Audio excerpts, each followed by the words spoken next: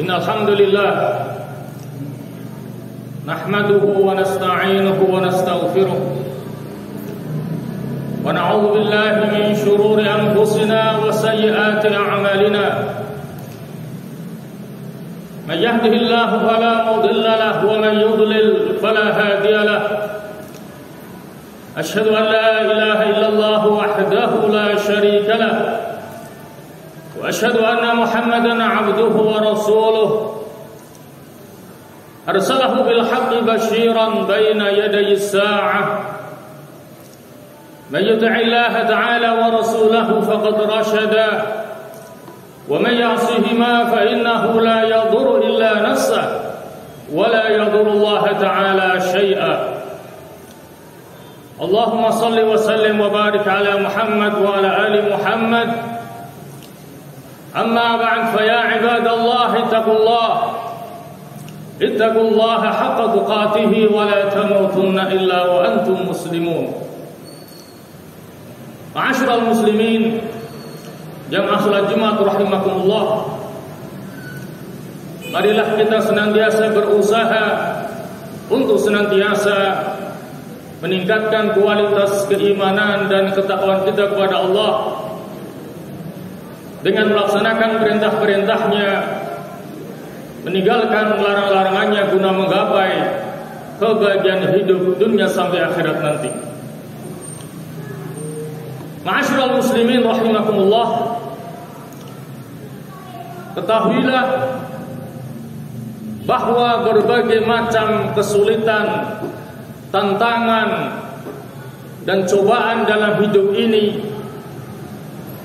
bisa menjadikan seseorang lebih kuat dan lebih cerdas apabila ia bisa mensikapinya dengan baik dan benar dan bisa menundukkan segala kesulitan dan tantangan dalam hidup ini.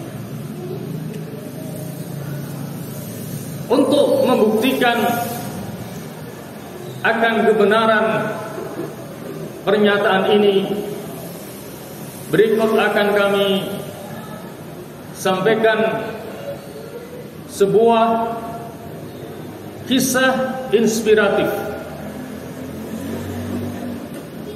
yaitu tentang bagaimana kegigihan para nelayan Jepang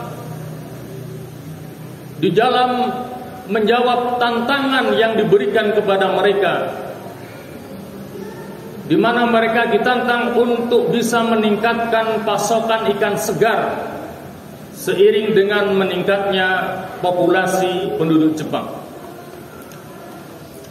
Hal ini memaksa mereka untuk berlayar dengan menggunakan kapal yang besar ke tengah lautan, memakan waktu berminggu-minggu bahkan berbulan-bulan. Cara pertama yang mereka coba adalah mereka melengkapi kapal mereka yang besar dengan tangki yang besar.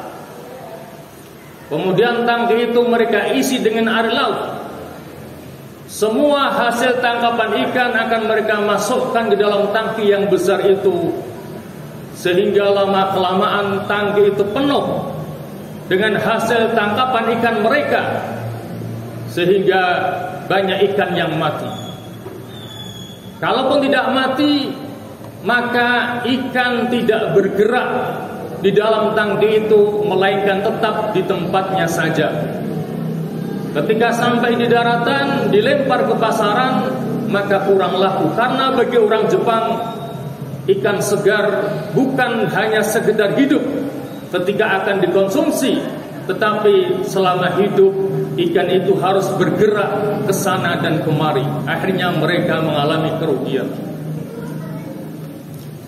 Akhirnya mereka mencoba cara yang kedua. Mereka ganti tangki itu dengan freezer. Semua hasil tangkapan akan mereka bekukan dalam freezer yang besar itu. Sesampai di daratan, dilempar ke pasaran juga tidak laku. Karena bagi orang Jepang, ikan segar bukanlah ikan yang dibekukan dengan freezer, sehingga mereka akhirnya juga mengalami kerugian. Akhirnya mereka mencoba cara yang ketiga. Mereka ganti freezer dengan kembali menggunakan tangki yang besar.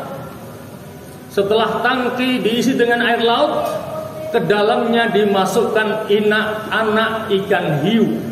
Maksudnya agar ikan yang dimasukkan dalam tangki itu akan dikejar oleh anak ikan hiu itu, sehingga memaksa ikan yang dimasukkan terus bergerak ke sana dan kemari. Ketika sampai di daratan, dilempar ke pasaran, ternyata laku keras, karena itulah yang dikehendaki oleh rakyat Jepang. Ikan segar adalah ikan yang hidup, dan selama hidupnya dia bergerak ke sana dan kemari.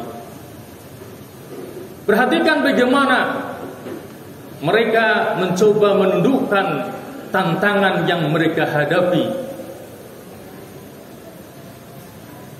Memang hidup ini penuh dengan tantangan, dan Allah menjanjikan keberhasilan bagi orang-orang yang bisa menundukkan tantangan dan kesulitan itu. Apalagi bagi seorang mukmin, hidupnya akan penuh dengan tantangan dan juga ujian dari Allah Subhanahu wa taala. Sebagaimana yang Allah nyatakan dalam surah Al-Ankabut ayat 2 dan 3. A'udzu billahi minasyaitonir rajim. Ahasiban nasu ay yutraku ay yaqulu amanna wa hum la yuftanun. Wa laqad fatanna alladhina min qablihim fala ya'lamanna Allahu alladhina sadaqu wa la ya'lamanna al-kadhibin. Apakah manusia mengira bahwa mereka akan dibiarkan begitu saja mengatakan kami telah beriman sementara mereka tidak diuji? Sungguh kami telah menguji orang-orang sebelum mereka, maka sungguh Allah akan mengetahui orang-orang yang benar, dan sungguh Allah akan mengetahui orang-orang yang dusta. Ma'asyiral muslimin rahimakumullah, ayat di atas mengisyaratkan kepada kita bahwa konsekuensi menjadi seorang mukmin, maka dia harus siap diuji oleh Allah Subhanahu wa taala. Baik ujian yang bersifat duniawi seperti kekurangan pangan, sandang, atau papan, atau hal-hal duniawi yang lainnya, ataupun ujian keimanan, hal-hal yang bisa melemahkan atau bahkan menghilangkan iman itu sendiri.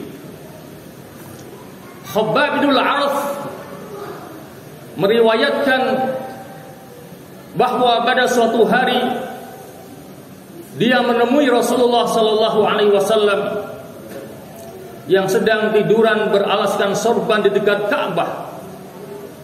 Lalu dia mengatakan, "Ya Rasulullah, sesungguhnya orang-orang kafir telah banyak melakukan tindakan-tindakan yang menyakitkan kepada kami.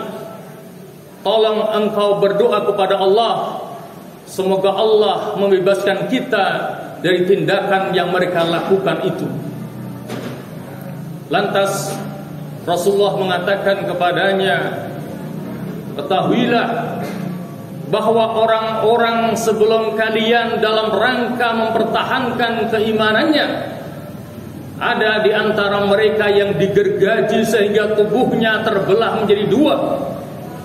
Ada di antara mereka yang disisir dengan sisir yang terbuat dari besi sehingga mengelupaslah kulit kepala mereka, tetapi itu sama sekali tidak mengeluarkan mereka dari keimanannya.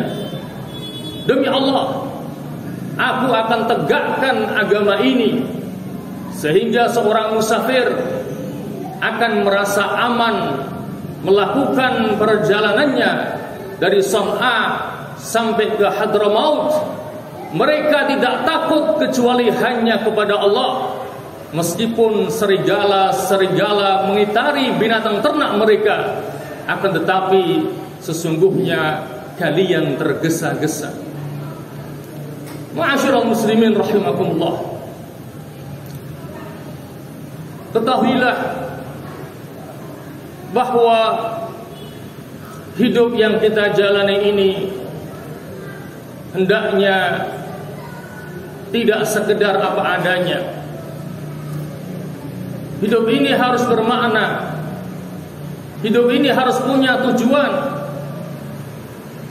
Dan di antara tujuan hidup kita bersama adalah kita ingin mendapatkan kebaikan hidup di dunia dan juga di akhirat, serta dijauhkan dari siksa api neraka. Itulah yang tercermin dalam doa sapu jagat yang biasa kita baca setiap harinya. Rabbana atina fid dunya hasanah wa fil akhirati hasanah wa qina adzabannar. Kita mohon kepada Allah agar Allah memberikan kepada kita kebaikan dunia dan akhirat dan menjaga kita dari siksa api neraka. Akan tetapi untuk mewujudkannya tidaklah semudah membalikkan telapak tangan. Dibutuhkan usaha yang maksimal dan sungguh-sungguh, serta siap untuk menundukkan segala tantangan dan kesulitan dalam hidup ini. Sebuah makalah mengatakan, biqadri ma tata'anna tanalu ma tatamanna. Anda akan mendapatkan hasil setimpal dengan kepayahan yang Anda lakukan. Kalau kita ingin berpayah-payah, kalau kita mau berpayah-payah dalam usaha untuk mewujudkan tujuan hidup kita, maka insya Allah kita akan bisa mendapatkannya. Tetapi kalau kita bermalas-malasan, tidak mau berpayah-payah dalam mewujudkan tujuan hidup kita, maka kita pun tidak akan bisa mewujudkan tujuan hidup kita menjadi orang yang bahagia dunia dan akhirat. Sebuah syair mengatakan, turidina idrakal ma'ali rakhisatan wa la budda duna syahdi min ibarin nahli. Engkau menginginkan al-ma'ali. Al-ma'ali adalah kedudukan yang tinggi, kedudukan yang mulia, kedudukan yang terhormat di hadapan Allah dan di hadapan manusia, termasuk bisa mewujudkan cita-cita hidup kita, tapi rakhisatan dengan harga yang murah. Maka itu tidak mungkin. Al-ma'ali hanya bisa didapatkan dengan harga yang mahal. Mana buktinya? Wala budda duna syahdi min ibarin nahli. Orang yang ingin mendapatkan madu, maka dia harus siap merasakan bagaimana sakitnya sengatan lebah. Jadi madu itu gambaran daripada al-ma'ali, kedudukan yang mulia. Sementara sengatan lebah gambaran dari berbagai macam kesulitan, tantangan dan ujian dalam hidup. Ketika orang bisa menundukkannya, maka dia berhak untuk mendapatkan al-ma'ali dalam hidupnya. Lihatlah bagaimana kehidupan orang-orang yang besar. Kehidupan mereka penuh dengan tantangan, kesulitan dan ujian-ujian yang berat.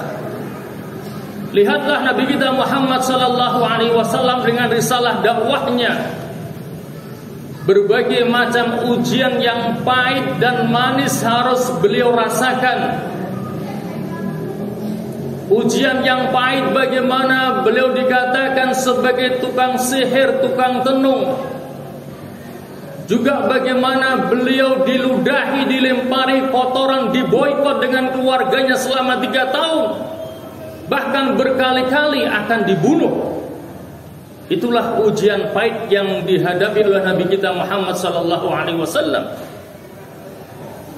Juga ujian yang manis, bagaimana ditawarkan kepada beliau harta, tahta dan wanita.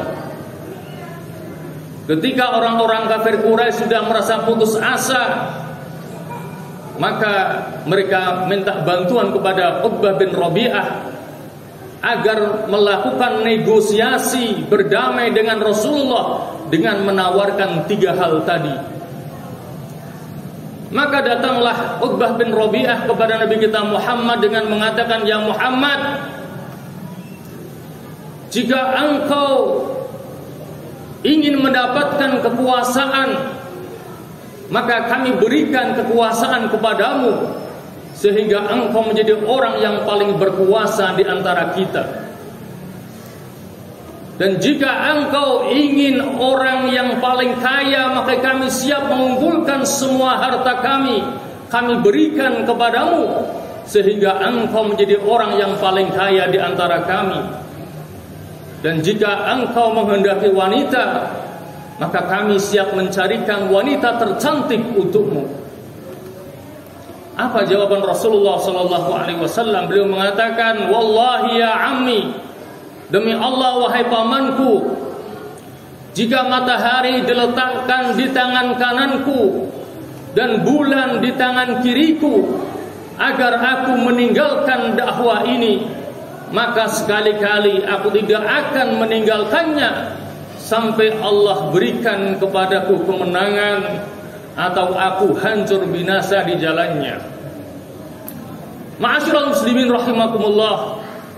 Jadi Rasulullah SAW sadar bahwa berbagai macam ujian yang berat adalah konsekuensi logis yang harus beliau terima dalam menjalankan misi dakwahnya, dan itu telah diingatkan oleh Rasulullah SAW, dan itu telah diingatkan oleh Allah Subhanahu wa taala dalam surah Al-Ahzab ayat 35, kullu nafsin dha'iqatul maut wa nabluukum bisyarri wal khairi fitnah wa ilaina turja'un. Setiap jiwa pasti akan merasakan kematian, dan kami akan mengujimu dengan keburukan dan kebaikan sebagai fitnah, dan hanya kepada kamilah kalian semuanya akan dikembalikan. Ma'asyiral muslimin rahimakumullah. Alangkah indahnya hidup ini dengan segala problematikanya, dan alangkah sayangnya manusia, dan alangkah sayangnya Allah kepada manusia, di mana Allah tidak memanjakan manusia sehingga ia bisa mendapatkan apa saja yang ingin ia dapatkan tanpa usaha, dan untuk mendapatkannya dia harus berusaha untuk mendapatkannya. Dan juga Allah memberikan kebebasan kepada manusia untuk memilih apakah dia memilih kebaikan ataukah keburukan, apakah dia memilih keberhasilan ataukah kegagalan, karena memang hidup ini adalah pilihan. Maka untuk membuktikan akan kebenaran pernyataan ini, kembali akan saya sampaikan sebuah kisah inspiratif, di mana kisah ini datangnya dari seorang anak yang masih duduk di sekolah dasar, di mana kedua orang tua anak ini bisa mendidik anaknya dengan sebaik-baiknya sehingga menjadi anak yang soleh dan mandiri. Padahal orang tuanya, yaitu ayahnya, hanyalah seorang penggarap sawah yang miskin. Ibunya ibu rumah tangga, dan untuk membantu ekonomi rumah tangganya dia berjualan pisang goreng. Maka setiap hari anak ini berangkat ke sekolah dengan tidak lupa membawa pisang goreng buatan ibunya untuk dijual di sekolah kepada teman-temannya. Setiap habis sholat, anak ini tidak pernah lupa berdoa kepada Allah Subhanahu wa ta'ala. Dalam doanya ia mengatakan, ya Allah, berikanlah kepadaku rezeki yang banyak, dan berikanlah kepada aku kekuatan agar aku bisa menjalani hidup ini dengan lebih baik lagi. Itulah doanya. Dan setiap hari libur maka anak ini berjualan pisang goreng dari pagi sampai sore. Dan setiap hari dia mendapatkan uang jajan dari orang tuanya, tidak semuanya habis untuk jajan. Dia sisihkan setiap harinya 2.000 rupiah untuk ia tabung. Tanpa terasa waktu telah berjalan selama 20 tahun. Kemudian ia buka tabungannya dan ternyata telah terkumpul uang 14 juta rupiah. Itulah yang ia jadikan sebagai modal usahanya untuk membuka rumah makan kecil-kecilan dengan memperkerjakan beberapa orang temannya.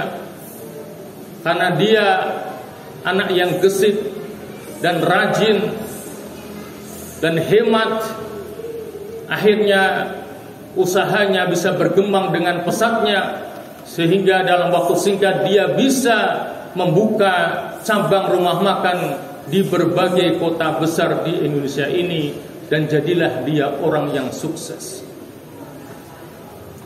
Setelah sukses, dia mengganti doanya. Tidak lagi berdoa, ya Allah berikan kepadaku rezeki yang banyak dan berikanlah kepadaku kekuatan agar aku bisa menjalani hidup dengan lebih baik lagi. Apa doanya setelah dia sukses? Dia mengatakan, Allahumma a'inni ala zikrika wa syukrika wa husni ibadatika birahmatika ya arhamar rahimin. Ya Allah, tolonglah aku agar aku bisa ingat kepadamu, bersyukur kepadamu, dan baik dalam beribadah kepadamu dengan rahmat-Mu wahai Zat yang Maha Pengasih lagi Maha Penyayang. Apa pelajaran yang bisa kita petik dari kisah di atas tadi?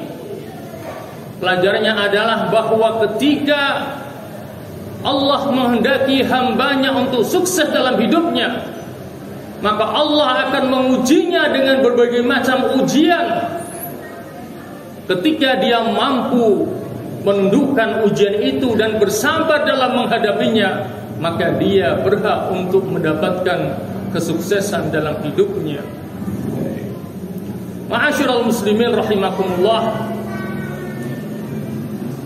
mungkin ada beberapa pertanyaan yang muncul dalam benak kita terkait dengan kisah di atas tadi. Pertanyaan pertama, apakah benar Allah telah mengabulkan doanya? Jawabannya benar. Allah telah mengabulkan doanya sehingga ia menjadi orang yang sukses. Butuh berapa lama ia berdoa kepada Allah sampai dikabulkan doanya? Ternyata butuh 20 tahun tanpa henti berdoa kepada Allah. Setelah berdoa, berusaha tanpa henti selama 20 tahun, baru Allah berikan kepadanya kesuksesan. Lantas bagaimana caranya Allah memberikan kepadanya kesuksesan?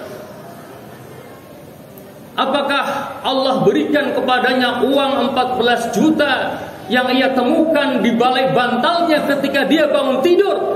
Ternyata tidak. Allah jadikan dia pribadi yang mandiri, pribadi yang bertanggung jawab, hemat dan suka menabung. Sehingga dengan modal itulah dia berusaha sampai mendapatkan keberhasilannya. Akan tetapi sayang, banyak di antara manusia yang pingin enaknya saja. Kalau perlu sekali usaha pasti berhasil, sekali berdoa pasti dikabulkan oleh Allah. Tidak mungkin, karena semuanya butuh kepada proses. Ketika tidak berhasil, kemudian dia menyalahkan Allah dengan takdirnya. Inna lillahi wa inna ilaihi raji'un. Padahal tidak semua yang enak itu pasti mendatangkan kebahagiaan, dan tidak semua yang tidak enak pasti mendatangkan kesengsaraan. Mana buktinya? Buktinya adalah firman Allah dalam surah Al-Baqarah ayat 216. Allah mengatakan, kutiba alaikumul qital wa huwa kurhul lakum wa asa an takrahu syai'an wa huwa khairul lakum wa asa an tuhibbu syai'an wa huwa syarrul lakum wallahu ya'lamu wa antum la ta'lamun. Telah diwajibkan atas kalian berperang, padahal berperang itu sesuatu yang kalian benci. Bisa jadi kamu membenci sesuatu padahal itu baik bagimu. Dan bisa jadi kamu menyukai sesuatu padahal itu buruk bagimu, dan Allah mengetahui apa yang tidak kalian ketahui. Untuk menundukkan kesulitan dan tantangan dalam hidup ini, ada baiknya kita belajar dari air. Ketika menerima tantangan lemparan batu kepadanya, seandainya kita mempunyai air dalam sebuah bejana, kemudian kita lemparkan batu ke dalam tengah air yang ada dalam bejana itu, maka ketika air sampai ke permukaan air, maka ketika batu sampai kepada permukaan air, maka air akan membuat lubang seukuran batu tempat masuknya batu itu. Ketika sampai, maka akan timbul gelombang. Ketika batu sampai ke dasarnya, maka gelombang itu pun akan hilang dengan sendirinya, dengan ditandai dengan naiknya permukaan air pada bejana itu. Naiknya permukaan air itu tanda bahwa ketika orang bisa menundukkan tantangan dalam hidup, maka dia bertambah kuat dan dia bertambah cerdas sehingga bisa menyelesaikan solusi dalam hidupnya. Dan ada baiknya juga kita belajar dari layang-layang, bagaimana layang-layang dalam menerima tantangan berupa terpaan angin yang kencang. Jika seandainya layang-layang tidak berani melawan tantangan terpaan angin yang kencang, maka selamanya layang-layang tidak akan pernah mengudara. Justru karena dia berani melawan tantangan terpaan angin yang kencang, maka dia bisa mengudara dengan gagahnya di atas, jungkir balik ke atas, ke bawah, kanan dan kiri, karena layang-layang berani melawan tantangan terpaan angin yang kencang itu. Ma'asyiral muslimin rahimakumullah. Jadi kesimpulan khutbah kita kali ini mengingatkan kepada kita bersama bahwa hidup ini penuh dengan kesulitan, penuh dengan tantangan, penuh dengan ujian dan cobaan. Maka kita harus menghadapinya dengan sebaik-baiknya dan dengan bertawakal kepada Allah. Maka insya Allah Allah akan berikan jalan keluar yang terbaik sehingga kita bisa menyelesaikan semua permasalahan hidup ini dengan sebaik-baiknya. Amin amin ya mujibas sailin. Aqulu qali hadza wa astaghfirullahal azim li wa lakum wa lisairil muslimin wal muslimat wal mu'minin wal mu'minat fastaghfiruh innahu huwal ghafurur rahim.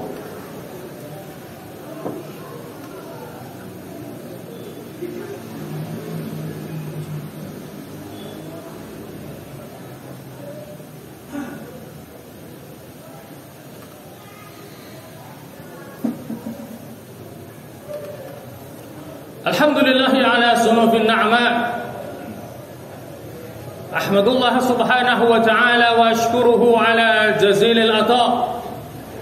Ashhadu an la ilaha illallah wahdahu la sharika lah, shahadatan adakhiruha li yawmil liqa. Wa ashhadu anna Muhammadan abduhu wa rasuluhu asfal asfiya wa ala alihi wa sahbihi al-kurama. أما بعد فيا عباد الله اتقوا الله الملك الديان تدخلوا برحمته فسيح الجنان ثم اعلموا أن الله تبارك وتعالى صلى على نبيه قديما وأمركم بذلك إرشادا لنا وتعليما فقال تعالى ولم يزل قائلا عليما إن الله وملائكته يصلون على النبي يا أيها الذين آمنوا صلوا عليه وسلموا تسليما اللهم صل على محمد وعلى آل محمد كما صليت على إبراهيم وعلى آل إبراهيم وبارك على محمد وعلى آل محمد كما باركت على إبراهيم وعلى آل إبراهيم في العالمين إنك حميد مجيد اللهم اغفر للمسلمين والمسلمات والمؤمنين والمؤمنات الأحياء منهم والأموات إنك سميع قريب مجيب الدعوة يا رب العالمين اللهم أصلح